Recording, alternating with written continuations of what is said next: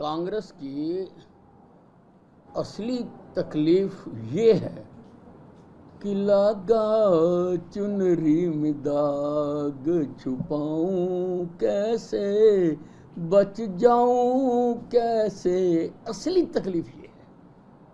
और उस तकलीफ के कारण कभी ये सत्याग्रह का सहारा लेते हैं ईडी पर दबाव डालने के लिए। सत्याग्रह जो महात्मा गांधी जी ने किया था, पर उन्होंने कभी भी चोरी और ठगी के लिए सत्याग्रह नहीं किया। और कभी जो कांग्रेस जन हमेशा सफेद वस्त्र धारण करते थे, काली करतूतों से जो उनके वस्त्र काले हो गए, वो काले कपड़े डालकर जनता के मांगों की आड़ में ईडी पर दबाव डालना चाहते हैं। अगर ये साफ पाक हैं तो डरने की जरूरत क्या है? आप जाइए, अपनी बात कहिए ईडी के सामने।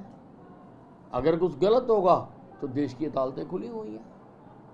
अगर आपको देश के प्रजातंत्र पर भरोसा है, देश के प्रजातंत्र पर विश्वास है, पर मुझे लगता है कि राहुल गांधी देश में ऐसा प्रजातंत्र बनाना चाहते हैं कि अगर ईडी नोटिस दे तो काले कपड़े डाल के प्रदर्शन कर दो तो उसका नोटिस विड्रॉ हो जाए। अगर इनकम टैक्स नोटिस दे तो काले कपड़े 100 आदमी डालकर इनकम टैक्स के दफ्तर चले जाओ तो फिर इनकम टैक्स का नोटिस विड्रॉ हो जाए। अगर पुलिस कोई सम्मन करे तो 10 आदमी काले कपड़े डालकर थाने चले जाओ तो वो केस विड्रॉ हो जाए। अब ऐसा प्रजातंत्र तो देश में आ नहीं सकता जैसा राहुल गांधी चाहते हैं और जैसा वो करके दिखाना चाहते हैं। मुझे सबसे बड़ी हैरानगी ये होती है कि आज़ादी का देश में अमृत महोत्सव मनाया जा रहा है, देश में हर्षोल्लास का वातावरण है।